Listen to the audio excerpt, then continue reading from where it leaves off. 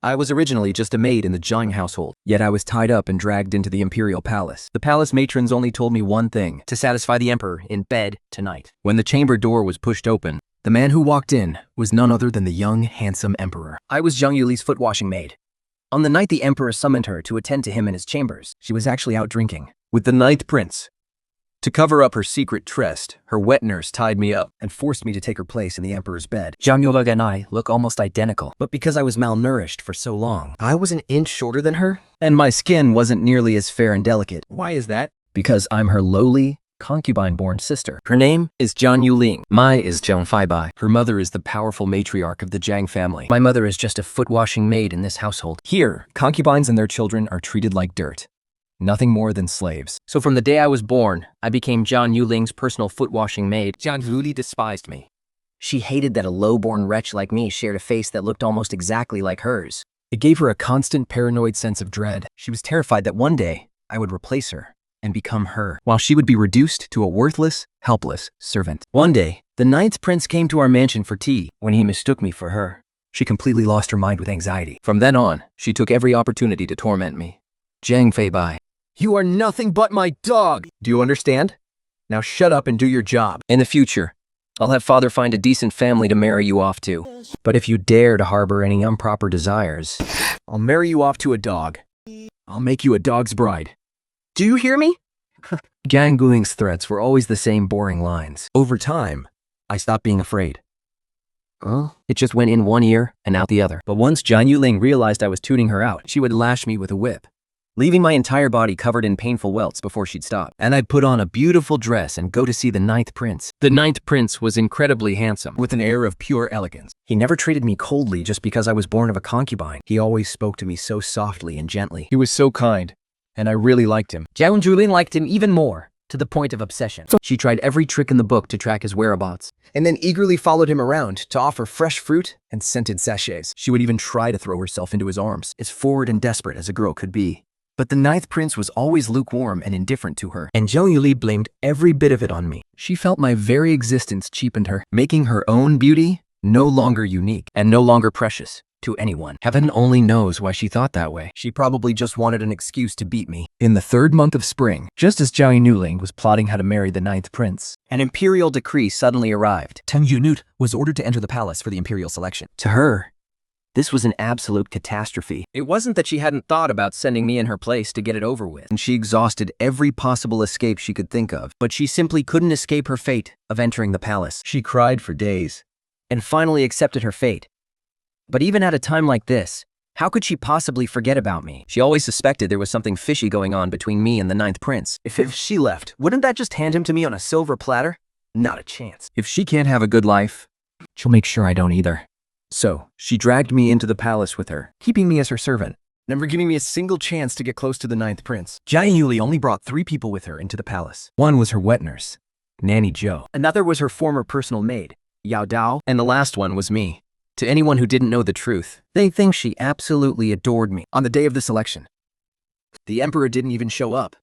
The Empress Dowager made all the decisions. Since the Jiang family belonged to the Empress Dowager's faction, there was simply no way a daughter of the Jiang family would be rejected. So, the moment Zhang Yuler entered the palace, she was immediately made a lady. But for the next month or so, the emperor didn't summon a single person to his bedchamber. With so many beauties in the harem, he didn't even bother to look at them. He's definitely useless in bed. Haha. Nanny Zhou was so terrified she covered her mouth.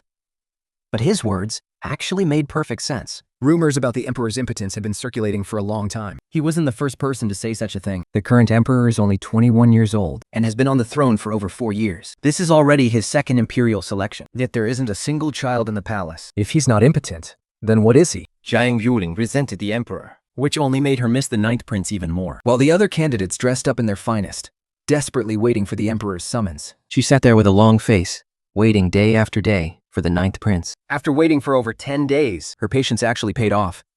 That night, a grand feast was held in the palace. The ninth prince, having had a bit of wine, went for a stroll in the imperial garden. The moment she heard the news, she snuck out to meet him. But the very moment she left, the emperor flipped her name tag to summon her. The baby of Matisse. This should have been a moment of great joy, but Nanny Zhou's face turned pale with sheer terror. because Jiang Yuling was nowhere to be found. And then Nanny knew exactly why she had vanished. And after all, Nanny Joe was older and more experienced. Composing herself, she quickly came up with a plan. Since the young mistress is gone, we will have someone else take her place in the emperor's bed.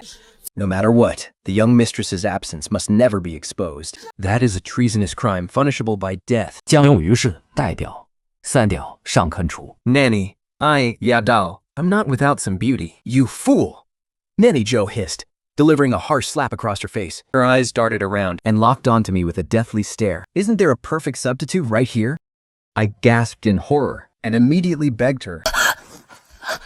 Nanny, please, I don't want to go. If anyone finds out, I'm dead. The emperor has been drinking tonight. In the pitch dark, he won't be able to tell who you are anyway. 既然发白，let me tell you. This is a blessing for you. Others would beg on their knees for this. Yet they could never have it. She was dead set on dragging me down into this abyss. She ordered Xiao Ta to help her strip me of my clothes. Nanny, please, show some mercy and let me go. Let you go? Let me tell you something. If the young mistress is exposed, not a single one of us will make it out alive. Think about your mother. She's still back at the Jiang Manor. If you cooperate, her life might be a little easier.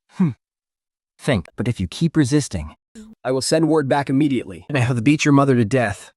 Hearing her threaten my mother, I didn't dare struggle anymore. My mother has always been gentle and submissive. After years of being treated like a slave and tortured by the first mistress, she has withered away. My father completely abandoned her. Now anyone in the manor, from the masters to the lowest servants, can step all over her. When I was there, I could at least protect her. But now that I'm gone, she is truly left all alone, drifting helplessly like a piece of duckweed. I'll go. Nanny, I'll do whatever you say. Just, please don't hurt my mother. Tears streamed down my face. I changed into Jiang Luling's clothes and was carried away. The eunuch scrubbed me clean from head to toe, wrapped me tightly in a blanket, and carried me onto the imperial bed.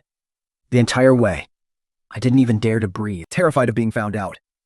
I waited on that bed for a long time. It was way past midnight when I finally heard the door creaking open. Then, the sound of steady, measured footsteps started drawing closer. I quickly closed my eyes, my palms completely drenched in cold sweat. Nervously, I strained my ears, listening to every single one of his steps. The man slowly approached and sat right beside me on the bed. He brought with him a faint, lingering scent of wine. My hands clenched into tight fists, my heart hammering wildly in my chest. But after waiting for what felt like an eternity with nothing happening, but he hasn't made a single move. Could he be watching me? What if he has met the real Jiang Yuling before? What do I do? Even though the light is dim, if he stares at me long enough, he'll definitely realize I'm an imposter. My heart leaps into my throat.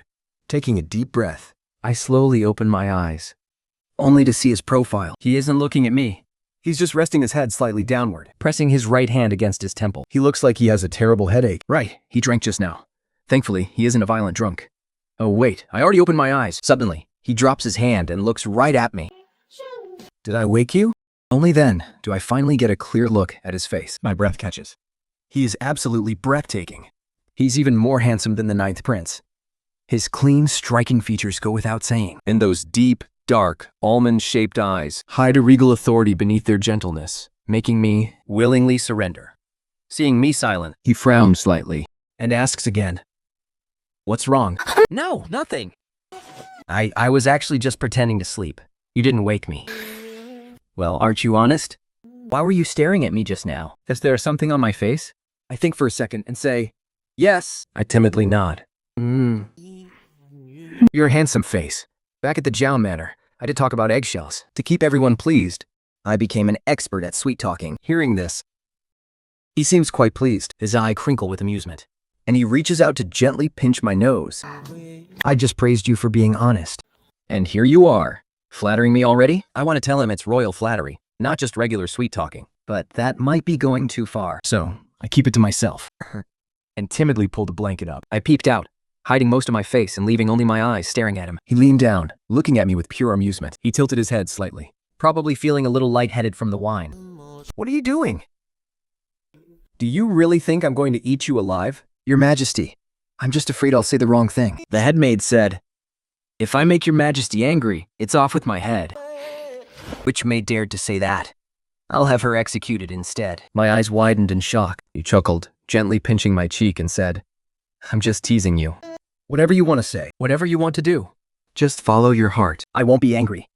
Hearing this, I finally let my guard down and looked up at him with a bright smile. He has such a gentle temper. I think I'm starting to like him. What is your name? Jiang Fabai. My real name is Jiang Fabai. How could I possibly tell him that? Name? Zhang Yuli. I blurted out. Then, biting my lip, I asked him, "What is your Majesty's name?" He looked at me as if I had asked the most shocking question. He held back his amusement for a moment before replying, "Lang Shumo." With that, he gently took my hand and began tracing characters on my palm. Remember it well. Ling. Shimo. I've got it. I nodded obediently, staring down at my empty palm. "You have very beautiful nails," he suddenly remarked. He holds my fingers, staring at the half moons on my nails. I look down at my hands. My nerves instantly tense up because of years of hard labor. My nails are trimmed very short. A lady from a wealthy family would have long, delicate nails. Did he figure it out? My heart pounds furiously. I cautiously look up to steal a glance at him. He seems lost in thought. His brows are slightly furrowed. Is something wrong? I blurt out nervously. He glances at me. "It is nothing," he says. But then he smiles, raising a hand to rub his temples. "I drank a bit too much tonight, and now my head hurts. Let me get you some vinegar. I heard drinking a bit of vinegar helps soothe the headache." There is no need. But before he can refuse, I scramble up, only to realize I have nothing on. My face burns bright red. I quickly grab his robe hanging by the bed and wrap myself in it. I take 2 running steps barefoot before instantly freezing and turning back. No, I cannot go out there. The more people who see me, the higher the risk of my identity being exposed. "What is it?" he asks. I walk back to him, filled with guilt. "Your servant just remembered. That might just be an old wives' tale.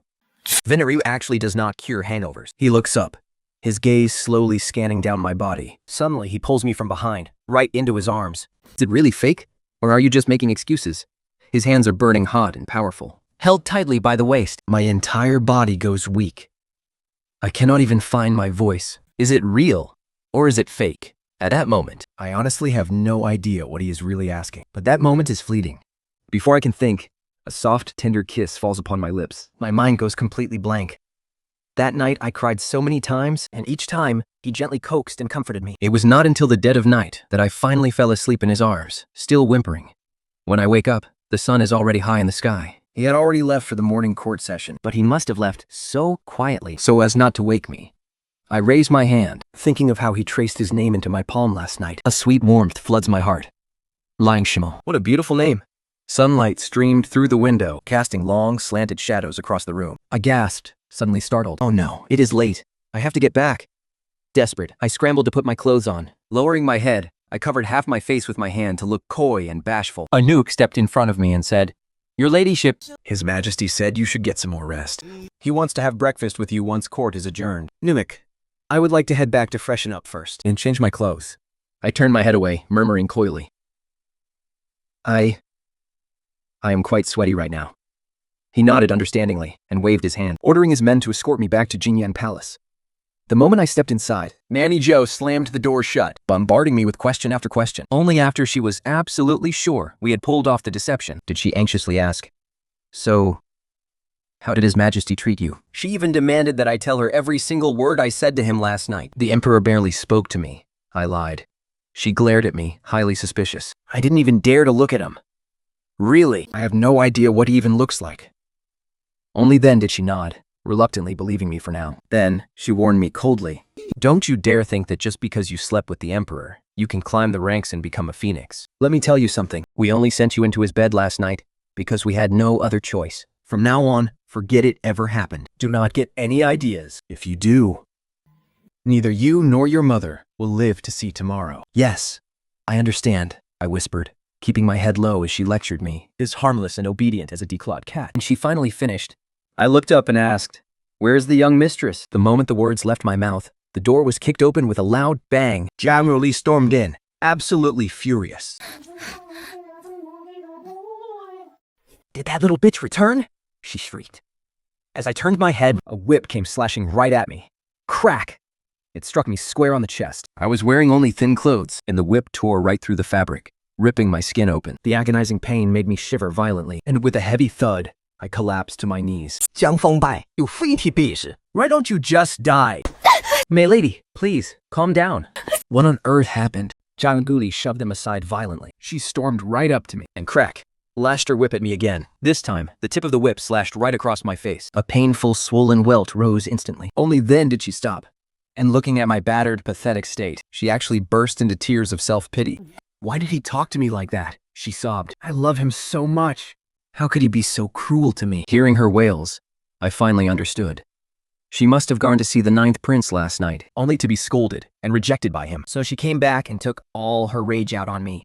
It's all your fault. He actually said even a lowly concubine's daughter like you has better manners than me. How dare he compare you to me? What kind of trash do you think you are? I'll beat you to death. Just as the whip was about to rain down on me again, a high-pitched, shrill voice suddenly echoed from outside. His Majesty has arrived! The Emperor has arrived. 贾英如另脸笑，是笑逃。我牢上到了这屋子。 Nanny Zhou looked at me in a panic, and then hurriedly grabbed Zhang Yuling. Why is the Emperor here? Perhaps His Majesty is here to see you. Quick, wipe your face and prepare to welcome him. You mustn't let the Emperor notice anything is wrong. After whispering her instructions, Nanny Zhou rushed over to me, trying to drag me away. But the Emperor and his entourage were already right outside the door. She glanced around frantically, and had no choice but to drag me behind the folding screen. My body was covered in bloody lash marks, and the pain was absolutely excruciating. As she dragged me, I nearly blacked out from the agony. Keep your mouth shut. Don't make a sound, she hissed. If you ruin this, neither you nor your mother will live to see tomorrow. After threatening me, Nanny Zhou quickly smoothed out her clothes and went with Zhang Yulin to open the door and welcome the Emperor. Huddled behind the screen, I could just barely make out the shadows of the people outside. Gritting my teeth against the searing pain, I held my breath, focusing all my attention on the room. Your servant is late to welcome your majesty. Please forgive me, your majesty. Zhang Yulin's voice was tense and trembling. She looked completely lost in thought. I knew exactly why she was acting like this. Honestly, when I first saw the Emperor's grim expression, I had the exact same reaction. The Emperor's voice was cold and detached. He entered the room with Zhang Yulin and sat down at the table. A few palace maids followed them in, placing some dishes on the table. It was probably the breakfast he had brought along. Once everyone else dismissed, he finally spoke. You don't look well. Why didn't you sleep a bit longer? Zhang Yulin replied, her heart in her throat. It is already late, your majesty. I didn't dare oversleep. Don't dare? That doesn't sound like you at all. His sharp remark instantly made everyone in the room hold their breath. Zhang Yulin was more terrified than anyone. She knew I had gone to serve the Emperor in her place, but she had no idea what actually happened last night, or what the Emperor and I had talked about. Because of this, she carefully weighed every single word, terrified of making a slip of the tongue. Your Majesty must be joking. She lowered her head, choosing to look and say as little as possible. The Emperor was silent for a moment, pinched the bowl toward her. Eat something first. You had a long night. You need to rebuild your strength. I am not tired, your majesty. Please, eat first. Jia really pushed another bowl back toward him. He stared down at her hand for a moment, and then stood up. I am not hungry, he said as he put his hands behind his back and began to stroll slowly around the room. As he walked, he surveyed the room. Since you entered the palace, have you been stilling in well? Gyeongyang Palace is a newly built palace. If there is anything missing or not to your liking, you can tell Chai and have him arrange it. He spoke in a calm, casual tone, but Chan Yunu's hair stood on end. Standing by the door, Zhou Meng's toes tensed up, wishing he could run over and stop him from pacing. Zhang Yulu stood up anxiously, taking quick, small steps to get to his side. She forced herself to calm down. I love it here, your majesty. There is nothing I am unhappy with. That is good. But looking around this room, something feels off. Lady Zhang. This screen looks a bit unusual. The looming shadow grew larger and larger. I curled myself into a tight ball, my heart leaping into my throat. Just a moment before the Emperor's hand touched the screen, Zhang Ruli suddenly cried out. Holding her forehead, she slowly collapsed to the floor. Oh. Oh my, your highness! Your highness! What is wrong? What does that mean? Seeing this, Nanny Zhou immediately got the hint and rushed forward. The Emperor's hand froze in midair. He glanced back. Stiffly pulling his hand back, he walked over to her. He reached out to support her. I'm so dizzy, she whimpered. Probably just hungry. Must be because of last night.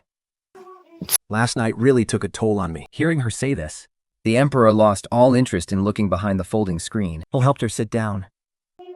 Is it serious? Why don't I summon the imperial physician to check on you? I'm fine. I'm really just hungry, your majesty. I've had this issue since I was a child. Whenever I get hungry, I feel dizzy. Then you must eat something. All right, Your Majesty, you should have some too. I'm not hungry. I'll just watch you eat. He actually sat down to watch her eat, but he didn't say another word after that. After sitting for a bit, he probably got bored. He cleared his throat. It's getting late. I still have official business to attend to. Take your time with your meal. Oh, and before leaving, he instructed her again. If there is anything you need, just I know, and have him arrange it. Don't bother seeing me out. I'll leave on my own. Jiang Yurilan stood up and watched him walk away. Only when he was completely out of sight did a racing heart finally settle down. She wiped away her cold sweat and lingering fear, then walked behind the screen and kicked me. Are you dead, Zheng Weibai? I let out a painful groan. Suppressing the pain racking my body, I pushed myself up and silently stood up, only to be kicked back down to the ground by her. Did I tell you to stand up? She glared at me in pure rage and barked at Nanny Joe. It's all her fault. Just looking at her miserable face ruins my mood. Nanny Joe, just kill her and feed her to the foxes. At this point, I couldn't even bring myself to worry about my own safety. I was only left wondering, how on earth did she manage to blame this on me? Wasn't today's tense situation entirely her own doing anyway? Nanny Joe gasped in fright. Hurried pleading. We mustn't do this, miss. This is the Imperial Palace, not like back home. If we get caught, not even the Empress Dowager can save us. Hearing this, Jiang Yuling's chest heaved with rage. Yet she knew Nanny Joe was right. Besides, she wasn't that ruthless. She didn't have the stomach for it. If she actually had the guts to kill, I wouldn't have survived until today. She thought for a moment, then gritted her teeth and said, Isn't there a place in the palace specifically for punishing maids who make mistakes? Throw her in there. Make her do hard labor day and night. Nanny Joe hesitated, wanting to object again. But seeing her in such a towering rage, she could only nod. I was thrown into the laundry bureau. Out of 24 hours a day, I spent 20 hours washing clothes. My hands were soaked from before dawn until late at night, and by the time I went to sleep, they were horribly swollen. Fortunately, the weather was warm right now. If it were winter, my hands would have been frostbitten long ago. After I left, Jiang Yuli was crowned as a noble lady. After all, she had been favored by the emperor and had the Empress Dowager backing her up, so her promotion came very quickly. Over the next few days, the emperor even chose her tablet for the night, but for some reason, he rarely summoned her after that.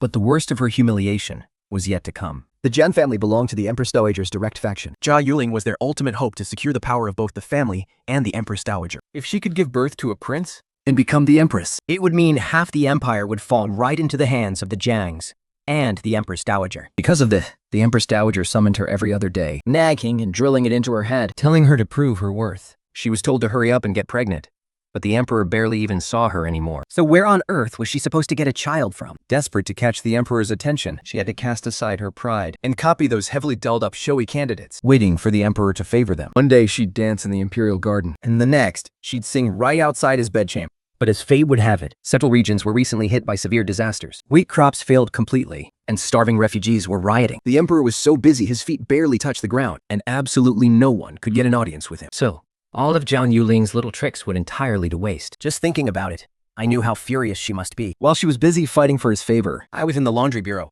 fighting just to stay alive, washing clothes for 20 hours a day. I was so exhausted my head spun, and my vision blurred, fear I might drop dead at any moment. Luckily, I was hardworking and never complained, so the supervisor of the laundry bureau, the head maid, grew very fond of me. She would always find ways to let me slack off a bit. She had once seen Jiang Yuling from afar and knew how much I resembled her. She would often sigh, saying we had the exact same face but completely different fates. I would just smile softly. There was no need to pity me. My fate is far from decided. One night, in early June, the head maid sent me to deliver dried clothes to the other palaces. This was my very first time stepping outside the laundry bureau gates. In truth, that chore was just her way of letting me take a break while delivering clothes. I could stroll slowly along the eastern path, and a few hours would slip by easily. If that wasn't enough, I could even find a quiet, empty spot to sit and rest. Cradling the bamboo basket of clothes, I pushed open the door and stepped out. But before I could even take a few steps, I suddenly bumped into someone at the corner. He stared at me, completely dazed for a long moment, before saying with sheer joy, "So, you've been hiding here." I was completely stunned too. The man was tall and long-legged, clad in a moon-white brocade robe. He looked effortlessly noble and elegant. In the entire imperial court, he was the only one who possessed such an exquisite presence. But what was he doing here? I froze in silence for a moment. I forced myself to calm down, pretending to be completely composed. The ninth prince, completely swept up in the joy of finding me, didn't even notice my coldness. He asked, "Feibide, how have you been lately? Why on earth are you in a place like this?" As he spoke, his hand reached out, almost brushing against my shoulder. Your Highness, I whispered sharply, stopping him in his tracks. I took 2 steps back. Only after looking around and seeing no one did I finally feel at ease. Bowing my head, I said, Your Highness, this servant still has chores to finish. If I blocked your path just now, it was truly unintentional. Please, Your Highness, let me go. His hand froze midair, and a look of deep hurt instantly filled his bright eyes. He asked, Feibai, when did we become so distant? Please, watch your words, Your Highness. There's a clear line between master and servant. This servant would never dare to claim any closeness with you. Please excuse me, Your Highness. If I don't finish my chores, I will be punished. I lowered my head and tried to walk around him, but he blocked my way once again, grabbing my arm. He stared down at me for a long, quiet moment. He asked softly, Are you keeping your distance because of Zhang Yulin? Is she the one who sent you here to suffer like this? Feibai, what if I beg my brother, the Emperor, to bestow you upon me? Would you like that? I gasped in shock and quickly yanked my hand back. Your Highness, if you truly care about me, please, stay far away from me. Don't make things difficult for me. He stared at me in absolute disbelief. If you truly despise me this much, he demanded anxiously, then why did you ask to meet me in the Imperial Garden on the night of the palace banquet? Watch your words, Your Highness, I said coldly. Your Highness knows very well that I have always valued proper etiquette above all else. How can I possibly ask to meet you in the Imperial Garden? Please, show some self-respect. Then why did you say the flowers in the Imperial Garden were blooming beautifully right in front of me? Because the flowers really are blooming beautifully. I might only be a lowly maid, but while I can't gossip about my masters, surely I am still free to talk about the flowers. Besides, I was only saying that to the other maids. How was I to know Your Highness would overhear me and misunderstand? He stared at me, completely speechless. Just then, someone walked past behind us. I quickly lowered my head. Once they were far enough away, I curtsied and said, I am doing just fine these days. There is no need for Your Highness to worry. I still have work to do. So I will excuse myself. Please, suit yourself, Your Highness. I gave him a half-hearted curtsy and walked past him. But before I could take 2 steps, the 9th prince stared at my retreating back and said, I don't believe you. I don't believe a single word you're saying. I will get you out of here. I didn't stop. I didn't even pause. I just kept walking, focused only on my own path. The last basket of laundry was for Jingyang Palace. By the time I arrived, it was already dusk. Crimson clouds hung low in the sky, painting the entire palace in a celebratory, festive glow. Jingyang Palace was incredibly quiet, probably because Gao Yulian wasn't around, and the servants inside had all snuck off to slack off. After I waited for a long time, Zhenhao finally opened the door and came out. Seeing me holding such a massive basket of laundry, she didn't even bother to help me carry it. She just waved her hand dismissively and said, Come on in. Because of Zhang Yuling's recent promotion, everyone in Jinyan Palace had received a bonus. Even low-ranking maids like Xiao Dao were now wearing high-quality silk and sporting shiny, glittering hair ornaments. Back when we were still at the Jiang estate, Zhang Yuli was incredibly stingy. The servants never got any extra tips, let alone the money to dress themselves up. No wonder they were making themselves look so fancy now. Even the way Xiao Dao walked now was full of arrogant, swaying attitude. Noticing my gaze, Yes Dao smirked and asked smugly, What are you looking at? I replied, Xiao Dao, you look so beautiful now. Hearing this, she puffed out her chest proudly and scoffed. Did you just realize that today? I've always been beautiful. Before, I was just a pearl covered in dust. With that, she patted the palace flower hairpin on her head and looked at Li Jian, saying, You know where to put these, right? Go put them away yourself. And once you're done, leave on your own. I have things to attend to, so I won't be standing here watching you. I nodded. I parted the heavy curtains and stepped inside. The room was filled with so many more things, likely rewards bestowed by the emperor. Taking a few more steps inside, I caught the faint, lingering scent of medicine. Following the scent, I scanned the room and spotted a small bowl resting on the vanity. The bowl was made of pure white porcelain, with only a trace of light brown liquid staining the inner rim. The smell of medicine was definitely coming from here. Was Zhang Yululing taking some kind of medication? I reached out, wanting to pick up the bowl to take a closer sniff. But suddenly, I heard a rush of footsteps. They were hurried, accompanied by the frantic clinking of jewelry. I quickly pulled my hand back and bent down to pick up some clothes, only to hear Nanny Zhou's voice coming from outside. It was hushed and urgent. Your Highness, please stop being so stubborn. Didn't I tell you that you must serve His Majesty well? Why do you keep thinking about the 9th prince? I can't let it go. Did you see? The moment he saw me, he walked the other way, like I'm some kind of plague. I was so good to him.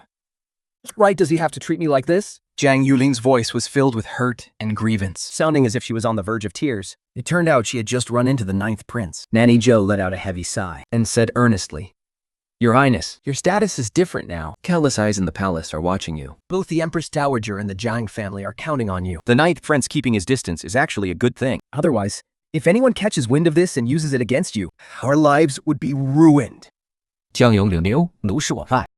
So she stayed silent, unable to argue. Nanny Joe continued. Just focus on being a proper consort. Inside the palace, you have the Empress Dowager supporting you. And outside, you have the Jiang family backing you up. Everything going so smoothly, you might even become the Empress one day. What could be better than that? Besides, His Majesty is such a wonderful man. He is strikingly handsome and the supreme ruler of this land. That is a life countless women would die for. Why can't you see how lucky you are? I know he's great, but he doesn't love me. What am I supposed to do? How could that be? You're the only one in this palace who got promoted. How can you say he doesn't love you? His Majesty is just busy. Once he has some free time, and you two spend some quality time together and have a baby, your future will be smooth sailing.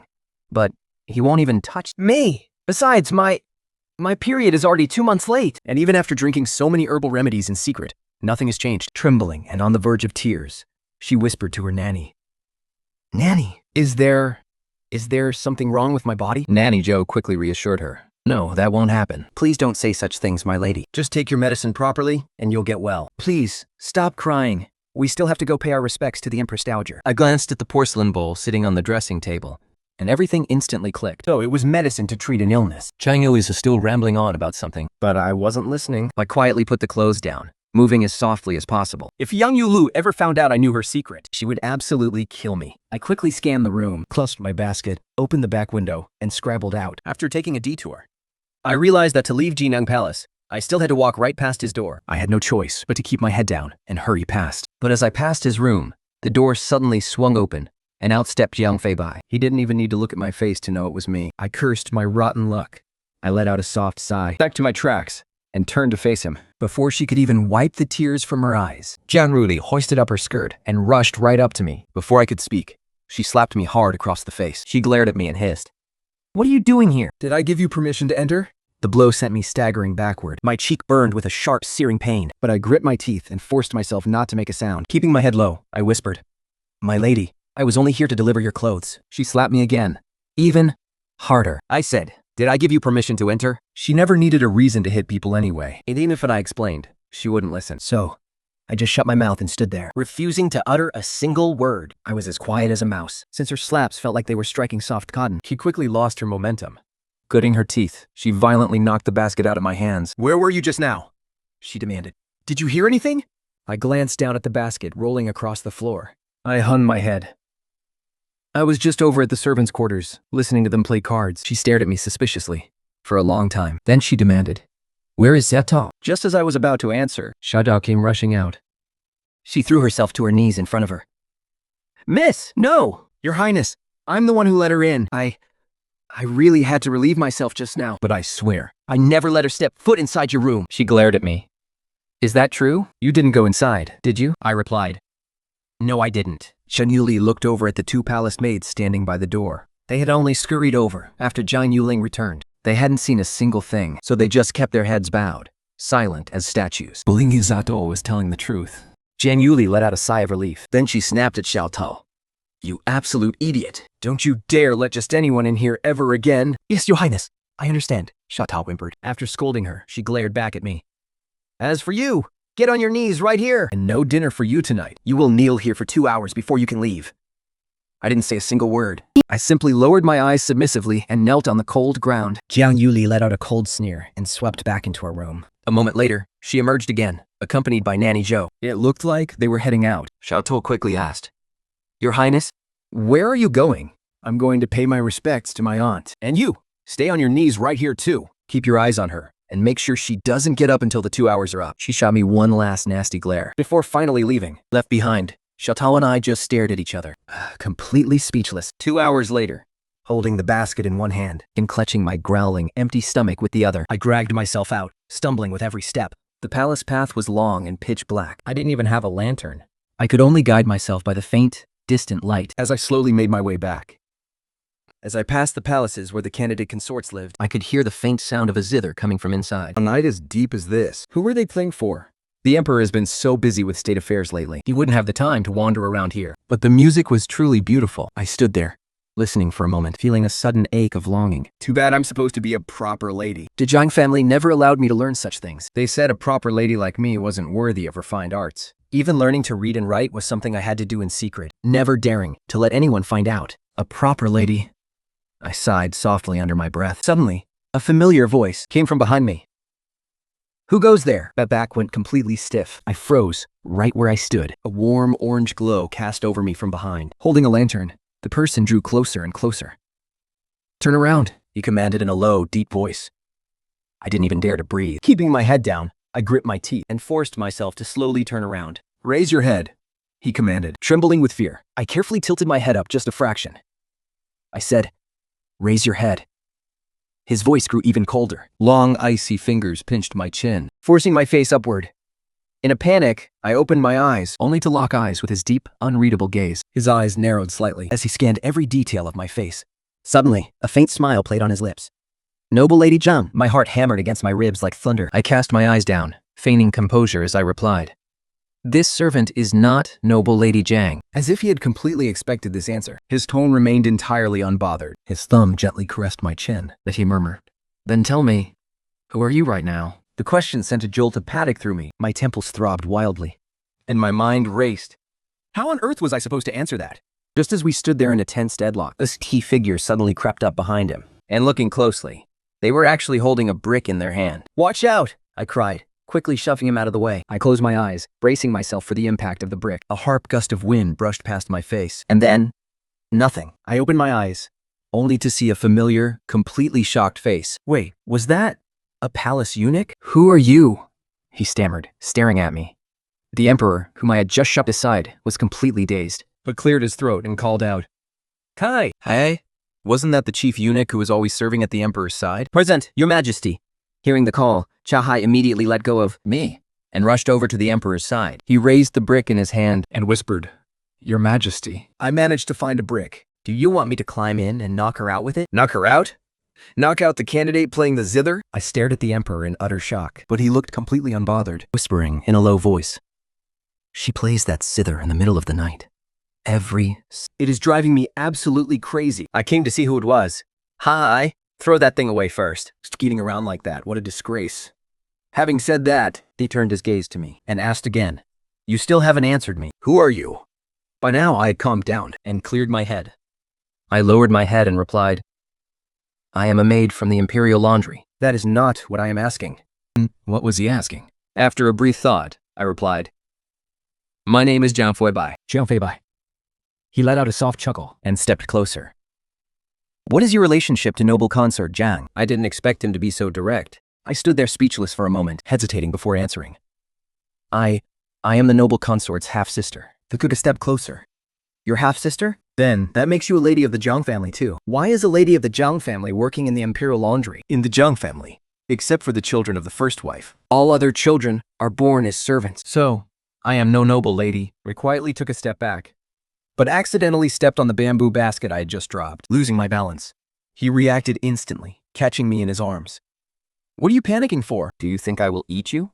He stared down at me, amusement shining in his eyes. There was also a searching look. For some reason, my face burned with heat, and my heart raced wildly. It took me a long moment to snap out of it and pull my hand back. I lowered my head and murmured, I am not panicking. He fell silent for a moment, then asked, Were you slapped in the face? Are they treating you badly? Who was they? The imperial laundry? Or the Jiang family? I wanted to ask, but stopped myself. I mumbled, Yeah, there's no such thing as good or bad for me. I've already gotten used to living like this. Used to it? He asked, sounding somewhat amused. Don't you want to escape this kind of life? My status is too lowly. I don't stand a chance, anyway. I bent down to pick up my bamboo basket and said, It's time for me to go back. He watched my every move and said in a deep voice, What if you did have a chance? I froze, completely stunned for a long moment. I couldn't fathom what he was thinking and didn't dare to answer. This servant must return to the laundry department. If I'm late, I will be punished. Without waiting to hear what else he might say, I clutched my basket tightly, turned around, and hurried away. Slowly, the lights across the imperial palace began to fade out, leaving only the laundry department bright and bustling. There was endless laundry to wash and endless chores to do. But the head aunt knew I had been punished with kneeling, so she saved a bun for me and let me rest. I sat in the courtyard, surrounded by hanging clothes, eating my cold bun. My face stung, and my knees ached. The chilly night breeze brushed against them, as if trying to soothe the pain, and whispered in my ear, Who did this to you? You must remember it. Remember it well. The next time I saw Zhang Yuling was 1 month later. Something seemed to have happened at Jingyang Palace. According to some well-informed palace maids, noble Lady Zhang had summoned several imperial physicians in a single day, and even conducted a secret search of her entire palace during the night. But as for what actually happened, no one knew. After that secret search, Jiang Palace fell quiet again. Just like normal, there wasn't another whisper of gossip. Everyone kept guessing, but they couldn't figure out a thing. On the 6th night after it happened, I was suddenly kidnapped and dragged to Jingyang Palace. The doors were tightly shut, and there were very few people inside. Only her most trusted confidants were present. They pinned me to the floor, leaving me unable to move a muscle. They waited for a long time before Zhang Yuli finally emerged from the inner room, supported by Xiao Tao.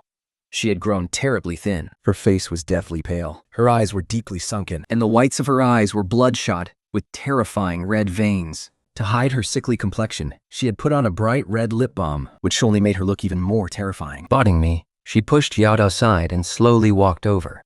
Zhang Feibai, Zheng Feibai, is life in the laundry bureau treating you well?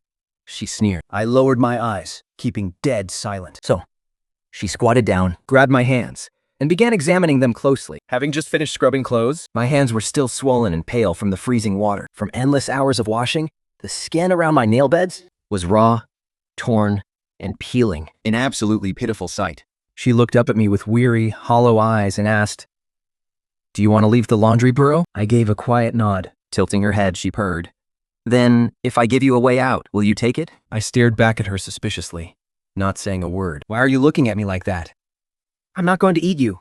She reached out, pressing her hand against my lower abdomen, and whispered, "I just need to borrow your womb." I flinched, recoiling until I collapsed onto the floor. Clutching my stomach, I asked in sheer panic, What do you want with me?" "I want you to bear a child for me," she hissed, looming over me. She looked down at me with cold contempt and said, "You will take my place in the emperor's bed and give birth to the royal heir."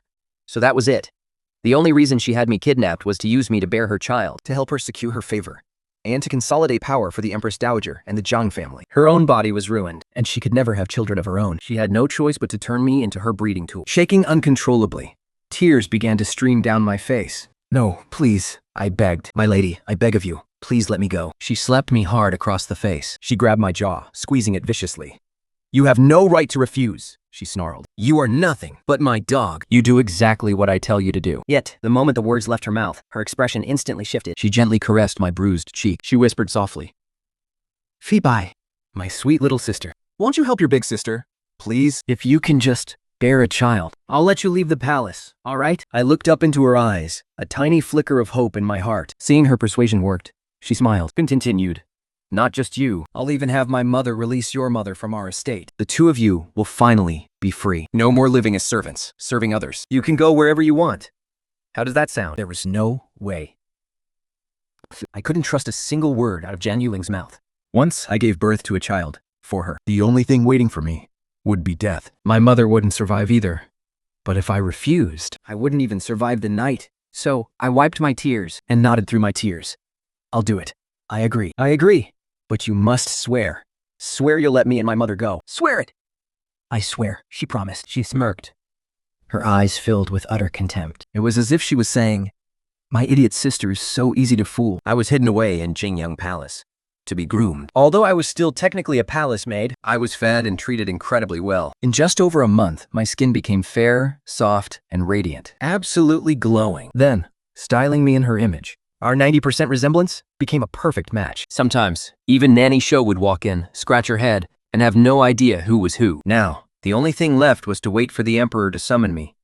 But ever since the severe disaster in May, the emperor hadn't set foot in the harem, even once. So during my entire month in Jingyang Palace, I never saw him once. But if we're talking about true brilliance, no one compared to the Empress Dowager. Seeing Zhang Yuli fall out of favor, the Empress Dowager made a decisive move. She ordered the Zhang family to empty their pockets and donate half of their family fortune to aid the disaster victims. Then, she made sure the entire country knew about it, claiming they did it to ease the emperor's burdens, and had completely bankrupted themselves for his sake. This move worked wonders. The commoners sang their praises, and the court officials were deeply impressed. The emperor was pleased as well. Feeling indebted to the Zhang family, he began visiting Zhang Yulio at Jingyang Palace every 2 days. From the shadows, I watched the emperor hold Zhang Yuling's hand, whispering sweet, comforting words to her. A strange, bitter feeling washed over me.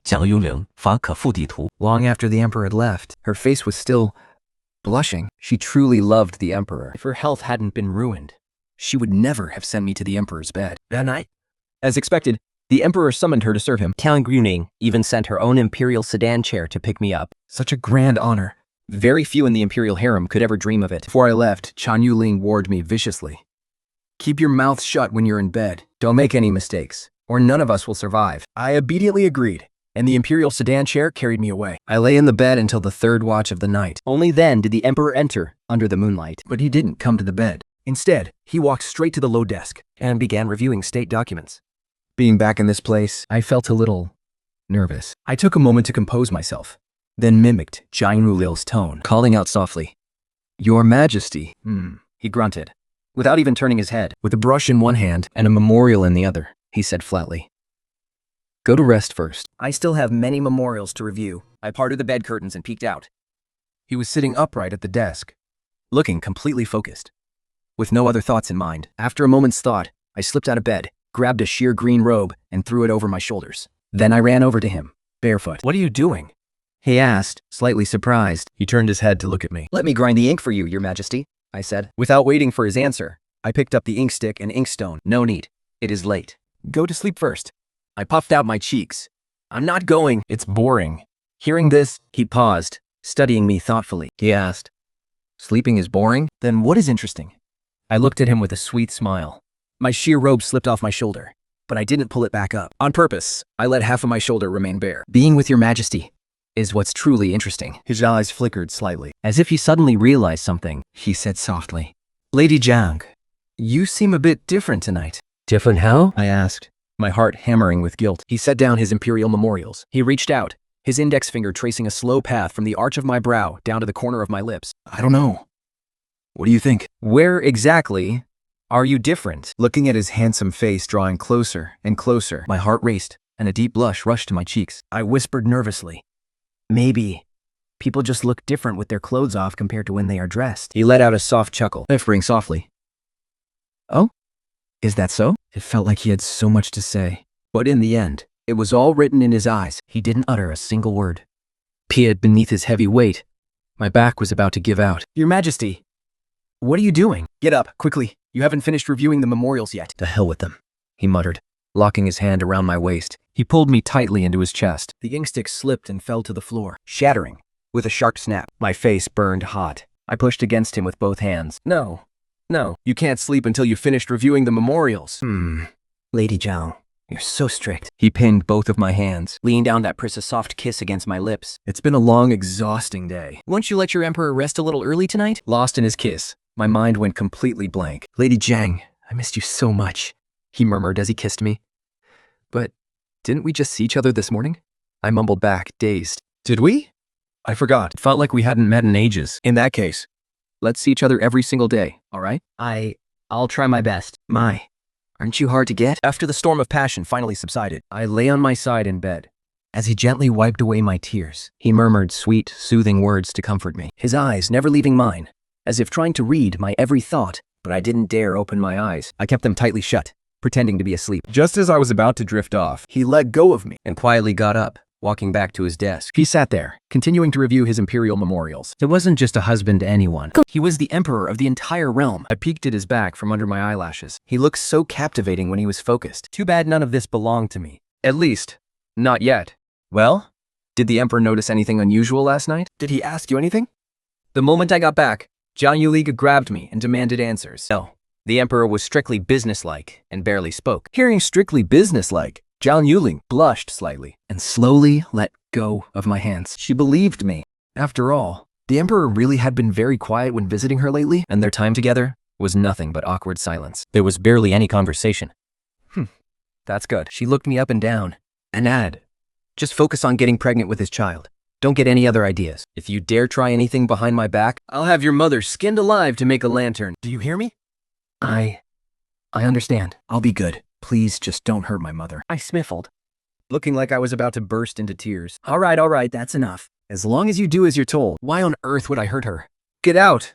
Zhao Yuling waved her hand impatiently and kicked me out. It was 2 weeks later when the emperor finally summoned me. I was waiting on his bed, utterly bored out of my mind, when I finally saw him walk in with quick steps. "Where is my little beauty?" Wheel. He couldn't wait to part the beaded curtains and crawl onto the bed. He pinned me down with a playful grin. What's wrong? Why so unhappy? He asked. I looked down, picking at my nails, and said coldly, I'm fine. I think people promised we'd see each other every day. Yet, they disappear for 2 whole weeks. Hearing this, he seemed delighted and asked, So, that's why. I didn't reply. Still refusing to look at him, he reached out and pinched my cheeks, making my lips pucker up like a little duck. All right, I was wrong. Don't be mad at me, okay? Even though I didn't see you, I couldn't stop thinking about you. I gave a huff of annoyance And asked, Then what have you been doing all this time? I've been incredibly busy. The canal construction? I had to go oversee it for a few days. And I had to personally oversee the military training in Newjo. All that traveling. 2 weeks just flew by. I looked up at him in surprise. So he was actually that busy and had even left the palace. He let go of my face, leaned down to kiss me, and said, Look at you. You had no idea.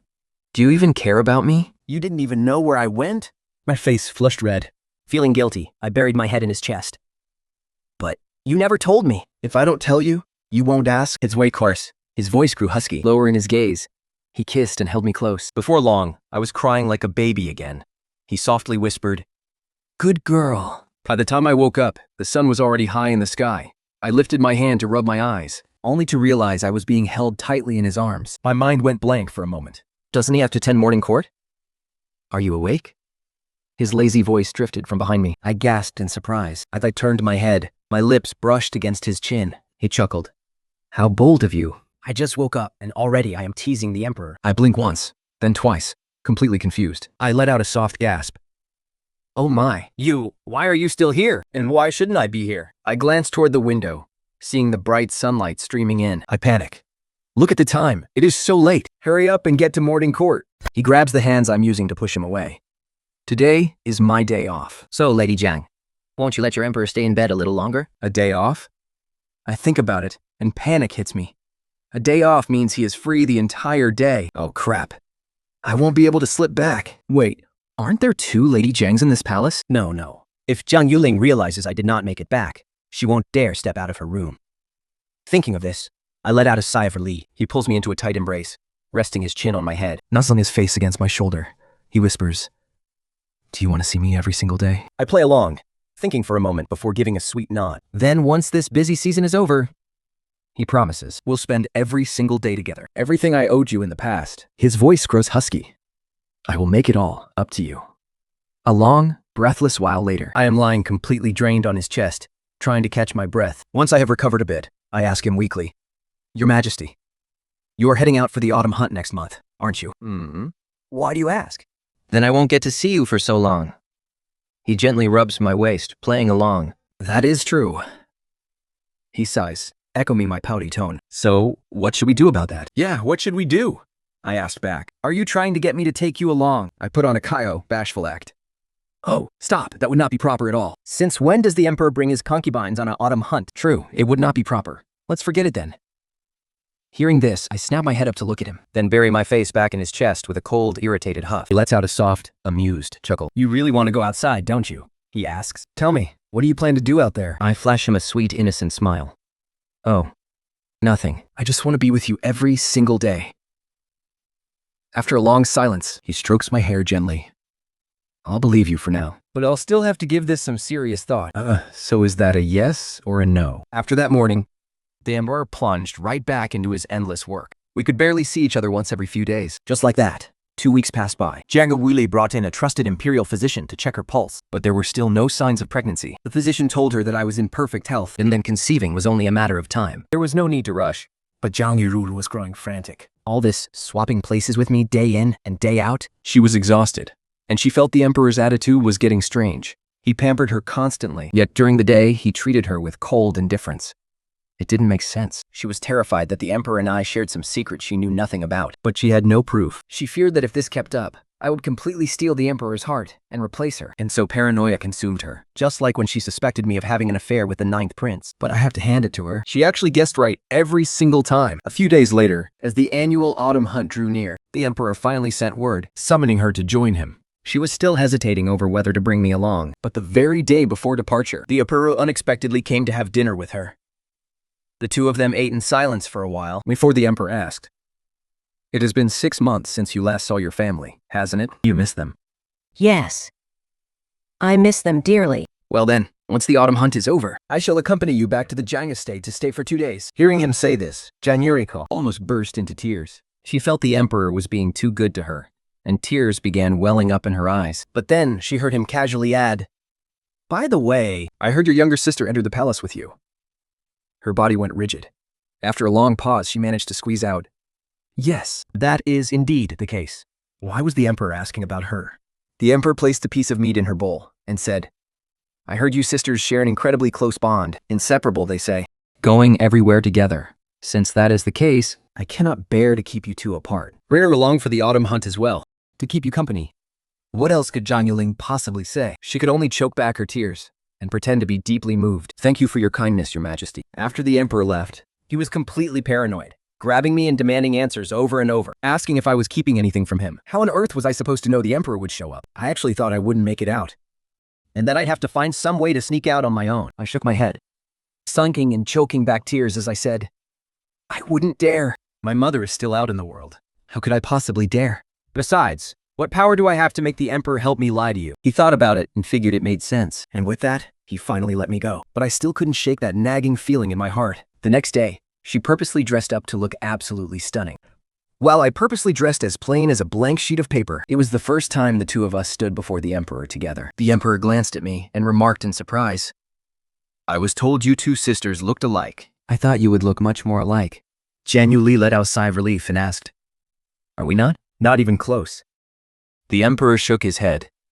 Noble Lady Zhang's beauty is one of a kind. "You look nothing alike." With that, he mounted his horse. Meanwhile, supported by Xiao Dao, Jiang Yuling stepped into her carriage. Before entering, she glanced back at me. There was a clear spark of smugness in her eyes. She was one of a kind. She absolutely adored that phrase. After leaving the palace, a few more people joined our procession. Among them was the 9th prince, a young man of 17 or 18, dressed in a simple, light-colored robe. He looked absolutely dazzling under the sunlight. He was very sharp-eyed and spotted me in the crowd, instantly giving me a smile that was both excited and restrained. I pretended not to see him.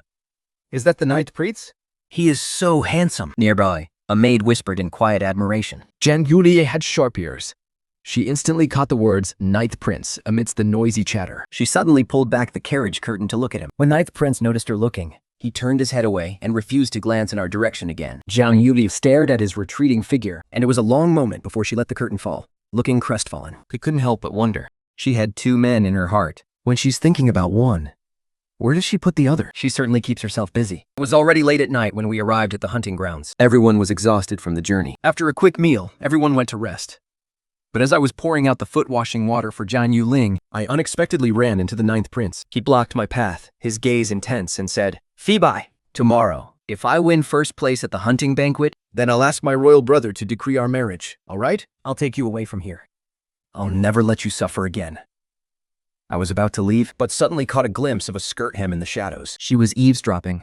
After a moment's thought, I turned back and asked the 9th prince softly, "Do you know, your highness, the hunt is not so easily won? And even if you do win, A noble prince like you marrying a lowly maid like me will only bring you endless criticism. with the innocence and passion unique to a young man," he replied solemnly, "I'm not afraid. For you, I would do anything." Looking at him with amusement, I asked, "Really, 9th prince? If you're willing to do anything for me, then of course, that would be wonderful." 9th prince, remember your words today. Do not go back on your promise. Out of the corner of my eye, I saw the hem of the skirt disappear. Only then did I empty the water and return to the room. Jiang Yuri was lying on the bed, her eyes tightly shut, radiating a cold, heavy gloom. She had heard everything. I knew she did. After resting for the night, the next morning, just as dawn broke, everyone gathered. The hunting grounds were massive, stretching across several mountains. Even with over 100 people entering, they would be scattered far apart. In the mountains, there was a white deer. The emperor announced that whoever could hunt down the white deer would claim the top prize and could ask him for any reward. I knew nothing of horse riding or archery, so naturally, I could only watch from afar. But Jiang Yuli could. She was wearing a fiery red riding outfit, mounted on a fine horse, standing out spectacularly among the crowd of men. Only, she did not look happy at all. At the command, the horses neighed and surged into the mountain forest, quickly dispersing out of sight. All traces of them were gone. Only the occasional, distant shouts could be heard fading away. I waited around the camp, bored out of my mind. 4 hours passed. Suddenly, Xiao Ta came looking for me, carrying a bundle. She looked around, and seeing that no one was near, she whispered, John Faibai, the Mrs. shoes are ruined. "Come with me to deliver a new pair to her." "Oh, okay," I mumbled, and followed her into the mountain forest. Xiao Ta led me deeper and deeper, until a small wooden cabin appeared ahead. This is an outpost in the hunting grounds, where passersby can grab some water and rest. This cabin is a bit secluded, so there aren't many footprints. She's right inside.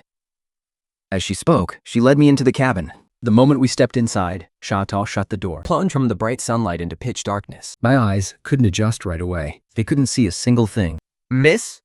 I called out, but instead, a violent crack sliced through the air. A whip lashed down brutally toward me. The blow sent me crashing to the ground. Finally, my eyes adjusted to the dim room. Zhang Yuslut stood there with a long whip in her hand, glaring at me like a demon. Her eyes were blood red with rage.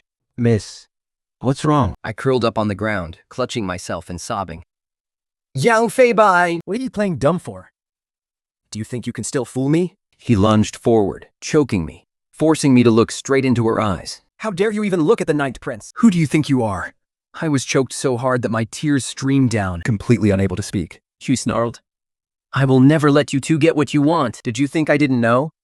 He wants to hunt the white egret just so he can beg the emperor to bestow you to him, doesn't he? In your dreams?" "Xiao Ta," she barked.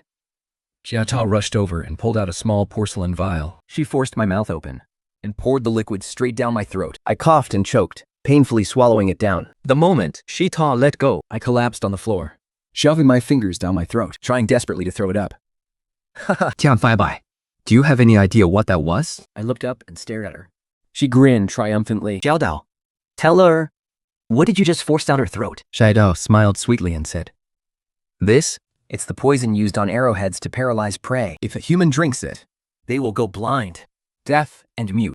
Their skin will rot away, leaving them to live in darkness and agony forever, unable to even die. Did you hear that? You are going to rot and stink, but you won't die. I'd love to see if the Ninth Prince will still want to marry you." Zheng Luing laughed wildly for a moment. Once she'd had her laugh, she tossed the whip aside and sat down at the table. Yaiko quickly hurried over to pour her tea and massage her shoulders. "Zheng Feibai, I told you before, you are nothing but my dog. Keeping you alive is my mercy. If I'm unhappy, I can crush you to death whenever I want. Didn't you want to cling to the Ninth Prince? Didn't you want to run away? Let's see you try to run now." She gave a sinister laugh, leisurely sipping her tea. She waited for the poison to take effect on me, seeing me writhe in absolute agony. I curled myself up on the floor, asking her why she was treating me like this. "Do you really hate me that much? If I die, you'll only end up as another worthless pawn. I don't care. I'd rather throw my entire future away than let a lowlife like you have your moment of glory." "Jiang Feibai, what I hate most in this entire world is that face of yours. "A wretched, low-born creature like you. How dare you look so much like me? Why do you get to steal everything that was rightfully mine? You forced me into this. It's all your fault." Can you believe it? She had completely lost her mind. My very face had somehow become her ultimate nightmare. But she was always the one pushing me into a corner, never the other way around. If I had ever been given a choice, I would never, in a million years, have let things go this far. I never wanted to take anything of yours. All these years, all I wanted was to live a peaceful life with my mother. And yet, you couldn't even let us have that. A peaceful life? Jiu Fai, you should never have been born in the first place. If you didn't exist, the Ninth Prince would have loved me. The Ninth Prince would have loved me. We would have been married long ago. Instead of me being dragged into the palace and swallowed whole by all this deadly scheming. You blame me for everything. But have you ever considered that none of this would have changed, even if I never existed? She grew flustered and irritated and shrieked. "That's a lie. It's all your fault. It's all on you. You see, a person like her will never admit she's wrong." Yes, someone like her won't change until the day she dies. I quietly counted down the seconds and rolled onto my back. I let out a soft chuckle. Jiang really frowned in disgust, asking me, "What on earth are you laughing at?" I looked at her and said, "Sister, our ill-fated connection in this life is finally coming to an end today." She sneered. "Indeed, once you're destroyed, I will finally be the one and only. No one can ever steal from me again." I burst out laughing, too, looking so hard that tears almost came to my eyes. I looked at her. "Sister, why are you so damn sure that the one being destroyed today is me, and not you? What do you mean by that?" She froze. Instantly, her face paled in sheer terror. She forced herself to stand, trembling in pain, but at that exact moment, she suddenly winced and clutched her chest. "Does your chest burn with agonizing pain, finding it hard to breathe?" I slowly sat up, a chilling smile on my face, and watched her squirm with absolute amusement. You. She opened her mouth to speak, but the agonizing pain in her chest flared up violently. She gagged, dry heaving in agony, and collapsed heavily onto her knees. Blood began to drip steadily from her nose. She wiped it away with a trembling hand. And finally, as if the horrific truth had just dawned on her, she stared at Xiao Tao in absolute disbelief. Yao Tao was smiling. She still wore that same sweet, innocent face. She asked, softly, "How does the tea taste, miss?" Xiao Tao, you ungrateful, backstabbing bitch. Why? Why did you betray me? Xiao Tao blinked innocently. You abuse me and scream at me all day long? Where on earth is the kindness I'm supposed to return? I was kind enough to take you in. Kind? Your Zhao family ruined my family's business, destroyed our lives, and drove my parents to their deaths. And then, you forced their surviving little girl to be your slave. You call that kindness? Zhang Wuling stared at her in absolute horror, before violently dry heaving again. Desperate, she began crawling frantically toward the door, but after only 2 steps, Xiao Tao stood in her way, blocking her path, tears and sweat streaming down her face.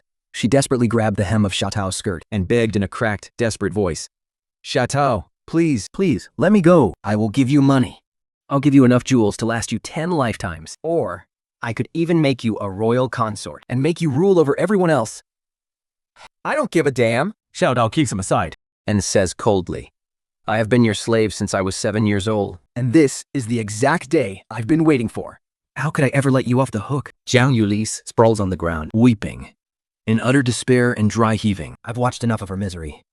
I smile and ask her, "Well, sister, does it feel good to taste your own poison?" She struggles to lift her head, her voice already turning raspy. Trembling, she rasps in a grating voice, "You set me up. But I never planned to use such a cruel method on you. Eventually, I just wanted to take your place and sell you off to some far-off place. It was your own overwhelming jealousy that drove you to try and poison me. Look, if you hadn't taught me yourself, I wouldn't have even known such a terrifying poison existed." She freezes, laughing and crying.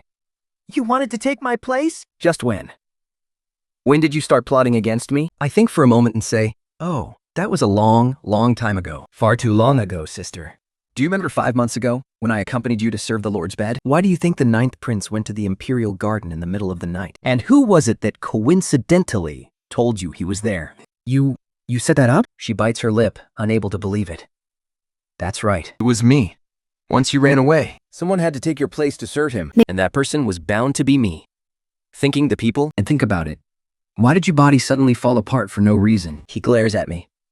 "It was me again. You're so smart. Back then, when you threw me into the laundry department, you were already poisoned.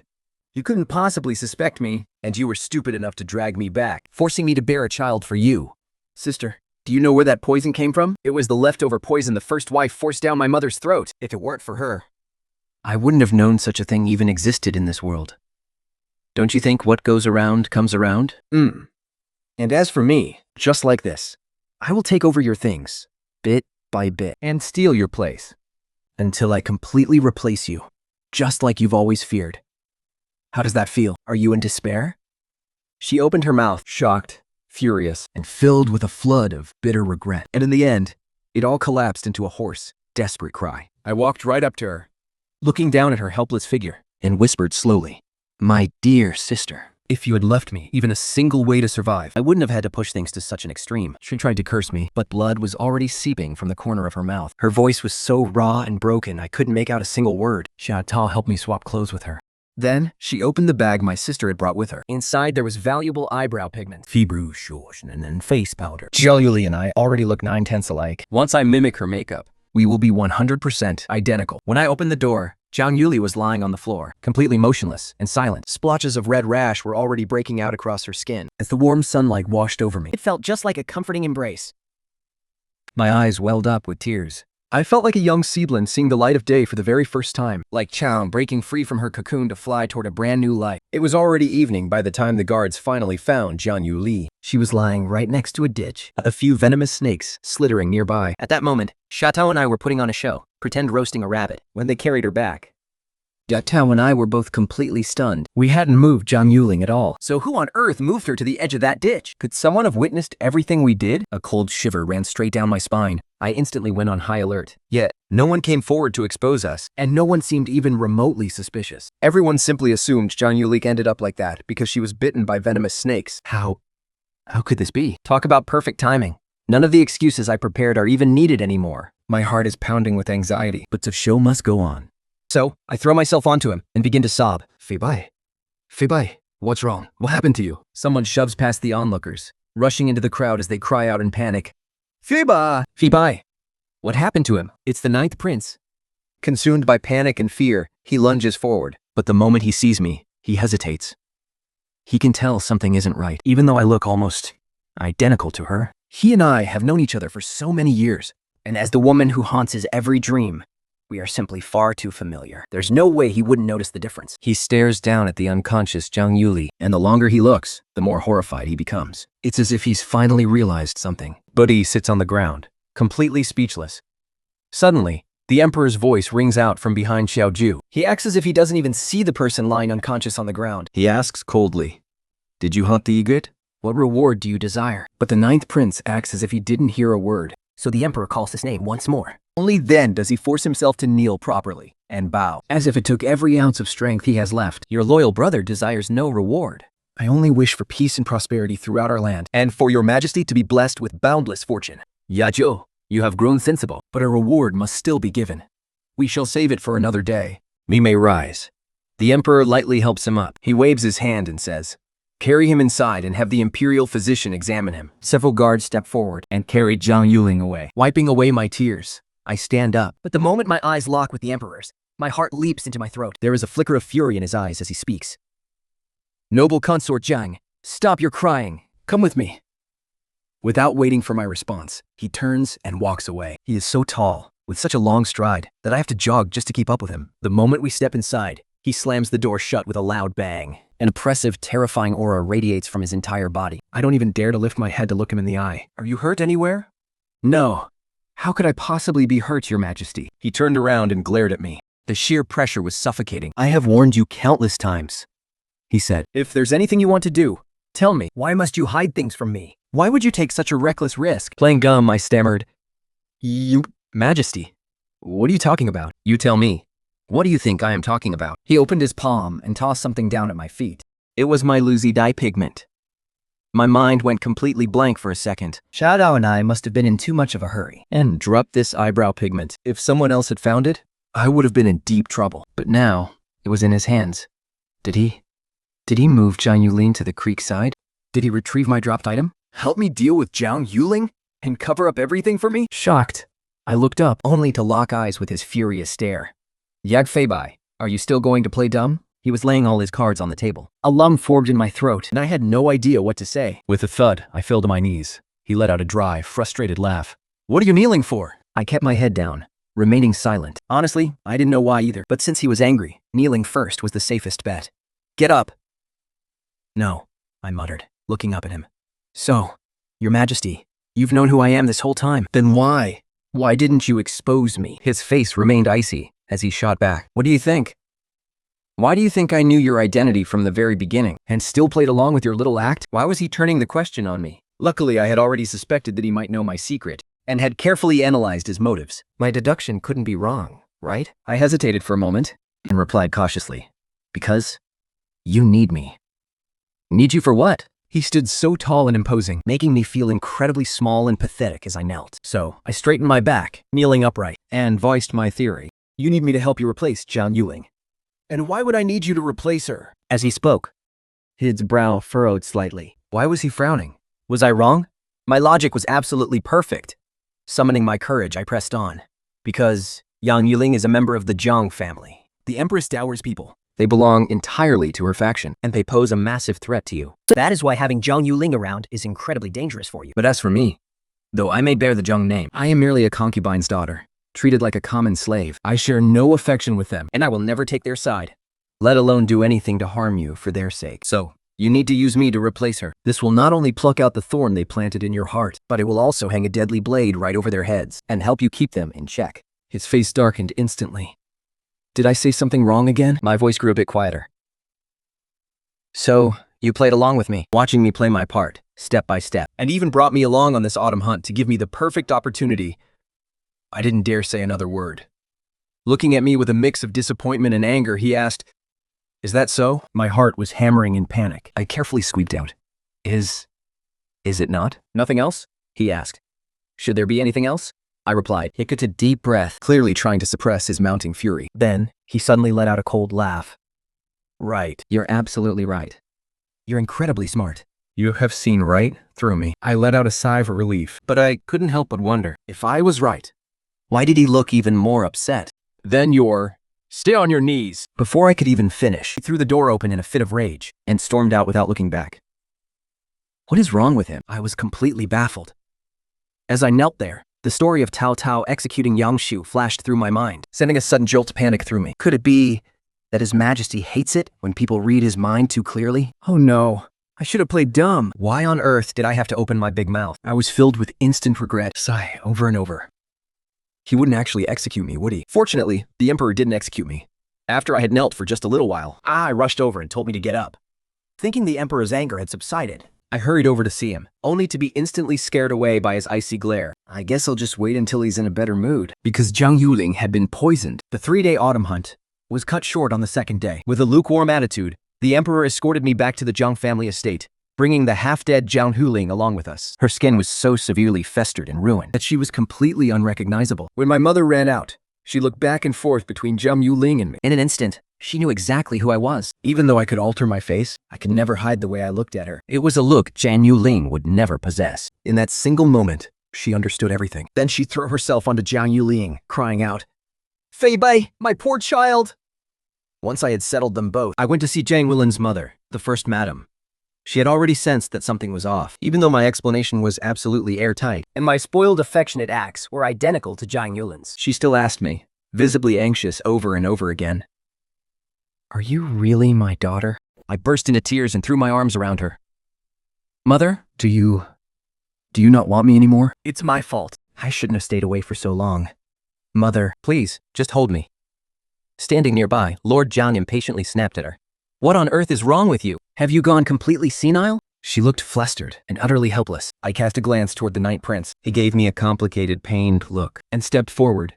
He said to the First Madame, "Auntie, what's the matter with you? If this isn't Yulin, who else could it be? I've known her for years, and I know her better than anyone." Hearing this, I let out a quiet sigh of relief. He had kept his promise. The First Madam stared at me, looking as though she had aged 10 years in an instant. Perhaps I really am losing my mind," she muttered, spiraling into a deep state of self-doubt. That very night, under the pretext of seeking medical treatment for Zhang Yuli, I sent my men to take Zhang Yuling and my birth mother out of the Zhang mansion, relocating them to a place where no outsider could ever find them. Only a few days after my birth, Mother left. The First Madam fell gravely ill and completely lost her sanity. And then there was Nanny Shou. To prevent her from causing any trouble, before returning to the palace, I used the excuse of her being too old and useless to was locked away in Wanning Palace, a place meant only for retired palace maids, and she was never let out again. As for Xuao, he didn't come back to the palace with me. Instead, he took some money and left. He said he is still young and the world is wide, and he wanted to make up for all the things he'd never got to see before. I tried to make him stay, but he tore up his deed of indenture and walked away without looking back. Since then, everything seemed to have settled down, but the Emperor was acting a little too calm. How should I put it? He's just ignoring me. I know he's busy, but is he really so busy that he hasn't had a single second to see me in more than 10 days? What on earth is he even mad about? I've been racking my brain, and I still can't figure it out. I guess that's the thing about an emperor's heart. It's as unfathomable as a needle at the bottom of the ocean. Half a month after returning to the palace, out of nowhere, I was promoted to noble consort. Even on the day of my investiture, he didn't show up. I couldn't take it anymore. So I made some soup and went to see him, but he just coldly pushed the bowl aside, refusing to take even a sip. I didn't want to leave. I stood there for what felt like forever before finally saying, "Your consort came to express her gratitude." But he didn't even look up. "No need. You've earned this title. I don't even know why. But my heart just ate so badly." I stood there like a fool for the longest time, totally forgetting to even excuse myself, and just turned right around and walked out. Back in my quarters, the more I thought about it, the more miserable I felt. Before I knew it, tears were streaming down my face. What right does he have to ignore me like this? It hurts so much. Fine. Then I'm ignoring him, too. I am never going to see him again. I wiped my face and made up my mind. 2 days later, a heavy snow fell over the capital. Outside the city walls, the laborers working on the canal started rioting. Troops had already been sent to put it down. But since the canal project was of utmost importance, he couldn't rest easy. So he decided to go there himself. That very night, word reached me that a full-blown rebellion had broken out. They were fighting. Everything was in complete chaos. My heart instantly leaped into my throat, terrified that something would happen to him. I waited and waited, For several hours, there was still no news. I couldn't just sit there, so I rushed out of the city to find him. And outside, it was absolute chaos. Soldiers and rioters were running wild everywhere. I couldn't find him.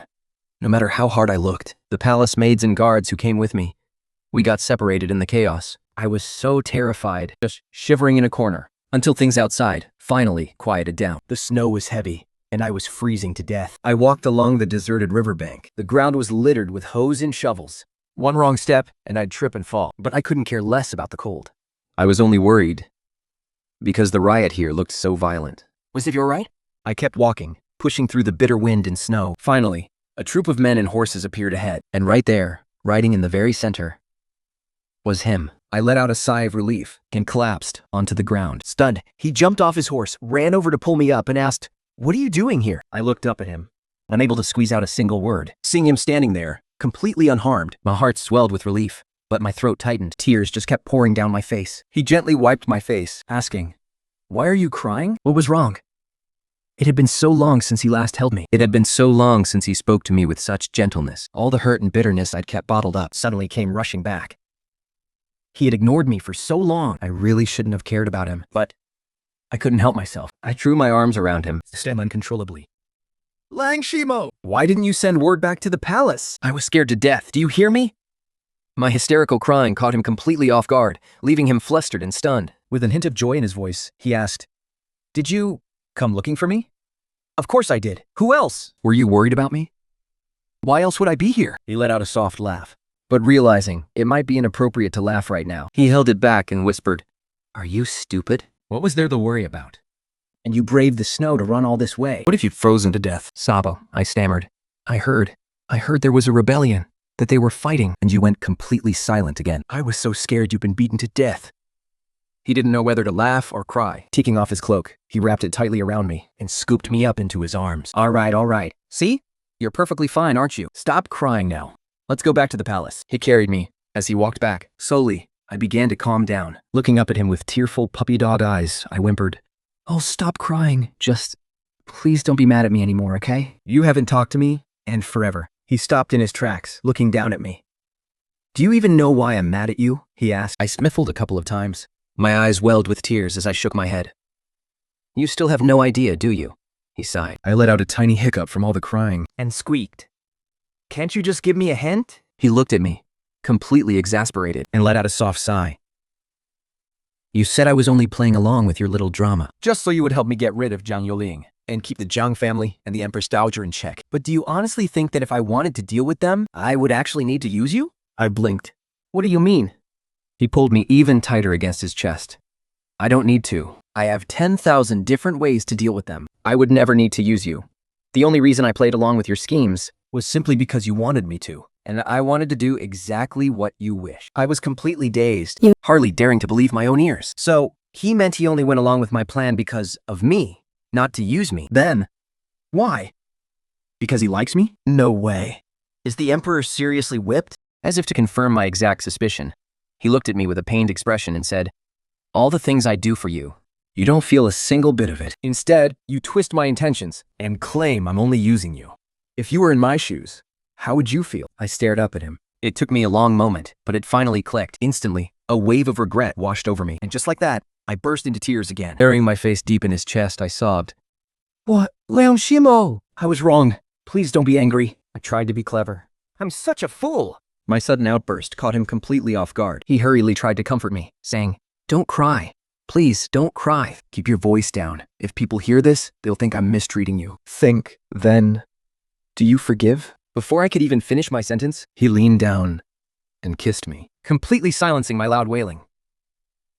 "Stop crying. I forgive you." He looked at me and chuckled softly. I thought to myself, this has to be the happiest moment of my entire life. After we returned to the palace, I felt a bit dizzy. Though I insisted it was just dizziness from being too happy, he still called the imperial physician to examine me. The physician took my pulse for a long moment, then suddenly opened his eyes wide, gasping in utter shock. "Oh, my goodness!" Lang Shimo instantly tensed up. He asked anxiously, "What is it? What's wrong?" The physician stammered. "Your Highness, this is... I bolted upright in panic, crying out, "Am I dying?" But the physician blurted, "Your Highness, You are pregnant! Ling Shimo let out a massive sigh of relief, but then his face instantly darkened. Guards, drag this dramatic old fool out and execute him, the physician shrieked. Your Majesty, spare me! I just have a bit of a stutter, that is all. Ling Shimo stared at him blankly for a long moment, before bursting into a soft laugh. Reward him with 100 tals of gold, he declared. Thank you, Your Majesty. The physician happily scampered off, clutching his box of gold. After he left, Ling Shimo sat down beside me gently, resting his hand over my belly. He squeezed my hand tightly and whispered, We're having a baby. Bye-bye. We're having a baby. For a moment, it didn't even register that he was calling me bye-bye. My face flushed bright red. What do you mean, bye-bye? That is so cheesy. Thank you for joining me. He paused to think, then said, If you don't like it, I won't call you bye-bye anymore. He looked up at me and asked with complete sincerity, How about sweetheart, then? Oh my God, he's so incredibly corny. But I absolutely love it. Blushing furiously, I hid under the covers. I could hear him chuckling softly outside. I couldn't help but giggle too. After a moment, I poked my head out and asked him, Lai Shimo, when exactly did you first recognize me? He said, On the very first day. I was stunned.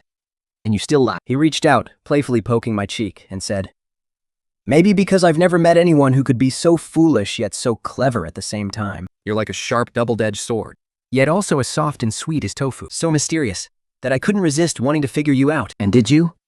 Did you figure me out? He smiled. No. I just fell completely in love. My face, which had just cooled down, flushed red all over again. He gently rubbed my head, looking at me with pure devotion and warmth. Bye-bye, he asked softly. Your life used to be really hard, wasn't it? I blinked in surprise. Why are you asking me that? He gathered his thoughts, then said, On one hand, it breaks my heart to think of you suffering in the past. But on the other hand, a part of me almost wishes you hadn't had it easy. Because if no one was ever good to you back then I get to be the person who treats you better than anyone else in this entire world. And I will be the one you love the most. He gazed deep into my eyes. Am I? You are. You really are. I wanted to say it out loud, but my eyes betrayed me, filling with tears. Filling. I turned my head away with a soft, Well, that's not a guarantee. A lifetime is a very long time. Who knows? Maybe I'll meet someone who treats me even better. Then I'll just have to treat you so well for the rest of our lives that no one else could ever compare. He gently pressed a kiss to my forehead, his promise solemn and true. 1 month after my pregnancy was officially announced, I was crowned Empress. The Empress Dowager and the Jiang family certainly played their parts in making it happen. But there's one thing they will never, ever know. Zhao before them had long since been replaced. Although I had lost my own name and had to live under someone else's identity from then on, at least in the dead of night, there was still someone kissing me, whispering my real name, reminding me that Zhang Feibai will always be Zhang Feibai, the one and only best Zhang Feibai in the whole wide world.